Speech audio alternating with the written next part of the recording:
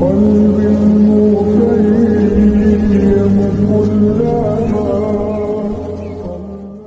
اللہ الرحمن الرحیم۔ امیر المؤمنین خلیفہ ثالث سیدنا عثمان ذو النورین رضی اللہ تعالیٰ عنہ کے فضائل و مناقب پر بات چیت کا سلسلہ چل رہا ہے، اور آج اس سلسلے کی یہ تیسری ویڈیو ہے جس میں انشاءاللہ ہم مزید آپ کے فضائل و مناقب پر بات کریں گے۔ آپ شرم و حیا کے پیکر بھی ہیں اور جود و سخا کے اندر آپ اپنی مثل آپ ہیں۔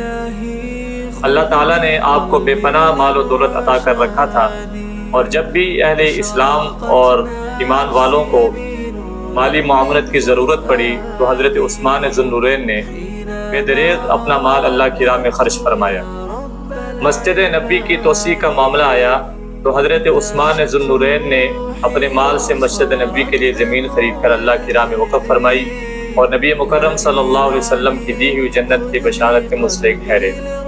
بیر روما جو کہ مدینہ منورہ کے اندر ایک میٹھے پانی کا کنواں تھا جو کہ ایک یہودی کی ملکیت میں تھا، اور وہ یہودی اس کنویں کا پانی فروخت کیا کرتا تھا، اور صحابہ کرام کے لیے انتہائی دشواری تھی۔ اللہ کے نبی صلی اللہ علیہ وسلم نے اعلان فرمایا کہ کون ہے کہ جو اس کنویں کو خرید کر اللہ کے لیے وقف کر دے اور بدلے میں مجھ سے جنت لے لے۔ حضرت عثمان ذو النورین نے اپنے مال سے اس کنویں کو خرید کر اہل ایمان کے لیے وقف کیا، اور نبی مکرم صلی اللہ علیہ وسلم کی دی ہوئی جنت کے بشارت کے مستحق ٹھہرے۔ غزوہ تبوک کا موقع آیا تو حضرت عثمان ذو النورین نے اپنا بے پناہ مال اللہ کی راہ میں خرچ کیا۔ اس میں مختلف روایات ہیں۔ ایک روایت میں 600 اونٹ غلے سے لدے ہوئے اور 1000 دینار سونے کے اللہ کی راہ میں خرچ فرمائے، اور نبی مکرم صلی اللہ علیہ وسلم ان دیناروں کو پلٹتے جاتے اور یوں کہتے کہ ما ضرر عثمان ما عمل بعد هذا اليوم، آج کے بعد عثمان کا کوئی عمل اسے نقصان نہیں دے گا کہ اس نے اللہ کی راہ میں اتنا مال خرچ کر دیا کہ اس نے اللہ اور اس کے رسول کو آج خوش اور راضی کر دیا ہے۔ آج کے بعد عثمان کا کوئی عمل اسے نقصان نہیں دے گا۔ تو حضرت عثمان ذو النورین کی سخاوت کا یہ عالم تھا، اور شرم و حیا کا آپ پیکر تھے۔ مسلم شریف کے اندر ام المؤمنین سیدہ عائشہ صدیقہ رضی اللہ تعالیٰ سے روایت ہے کہ نبی مکرم صلی اللہ علیہ وسلم اپنے گھر میں لیٹے ہوئے تھے اس حالت میں کہ آپ کی پنڈلی مبارک سے کپڑا ہٹا ہوا تھا۔ اسی اثناء میں حضرت بکر تشریف لائے، اجازت طلب کی اور اندر آگے، اور اللہ کے نبی صلی اللہ علیہ وسلم سے محو گفتگو ہے۔ حضور اسی کیفیت میں لیٹے ہوئے ہیں اور بے تکلفی میں حضرت بکر صدیق سے گفتگو فرما رہے ہیں۔ تھوڑی دیر گزری کہ حضرت عمر فاروق تشریف لائے اور اجازت چاہی اور اندر آگے۔ دونوں حضرات اسی طرح اللہ کے نبی صلی اللہ علیہ وسلم سے گفتگو کرتے رہے، اور حضور بے تکلفی میں لیٹے ہوئے ہیں اور پنڈلی مبارک سے کپڑا ہٹا ہوا ہے۔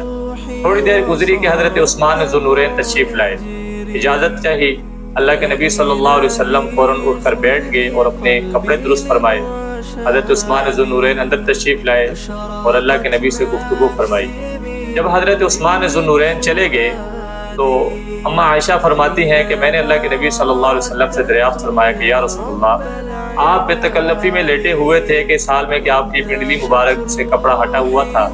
اسی اثناء میں حضرت بکر تشریف لائے، حضرت عمر فاروق تشریف لائے، آپ نے کوئی حرکت نہیں فرمائی، اسی کیفیت میں آپ لیٹے رہے اور بے تکلفی میں ان سے گفتگو فرماتے رہے۔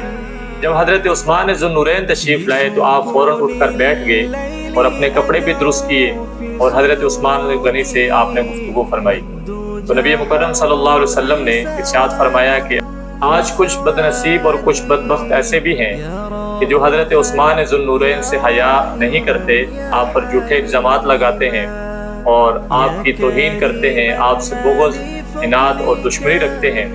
ان بدبختوں کو چاہیے کہ وہ حضرت عثمان ذو النورین سے دشمنی سے باز آ جائیں اور ان سے شرم و حیا کریں کہ جس سے اللہ کے رسول صلی اللہ علیہ وسلم شرم و حیا کر رہے ہیں، اور جن سے رب کے ملائکہ اور فرشتے بھی شرم و حیا کر رہے ہیں۔ تو حضرت عثمان ذو النورین شرم و حیا کا پیکر، جود و سخا کے اندر اپنی مثل آپ، اور اللہ کے نبی صلی اللہ علیہ وسلم کے دوہرے داماد، خلیفہ راشد، عشرہ مبشرہ میں سے 44 لاکھ مربع میل پر حکمرانی کرنے والے اہل ایمان کے تیسرے خلیفہ راشد امیر المؤمنین ہیں۔ آپ کا دور خلافت سنہری دور خلافت تھا۔ 44 لاکھ مربع میل سے زائد رقبے پر پرچم اسلام لہرایا، اور آپ نے بے پناہ دین اسلام کے لیے خدمات سر انجام دی۔ سب سے بڑی خدمت جو آپ نے اس امت مسلمہ کے لیے کی وہ قرآن مجید کو ایک لغت پر جمع کرنا تھا۔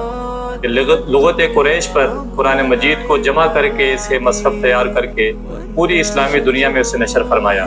آج جو ہمارے پاس قرآن مجید موجود ہے یہ وہی مصحف عثمانی ہے کہ جس کو حضرت عثمان ذو النورین نے اپنے دور خلافت میں تیار کروا کر اسلامی دنیا میں جسے نشر کیا تھا۔ اللہ تعالی حضرت عثمان ذو النورین کو پوری امت مسلمہ کی جانب سے جزائے خیر عطا فرمائے، پوری امت مسلمہ کی دلوں میں آپ کی عقیدت اور محبت اور الفت پیدا فرمائے اور آپ کی اطاعت کرنے کی ہم سب کو توفیق نصیب فرمائے۔ السلام علیکم ورحمۃ اللہ وبرکاتہ۔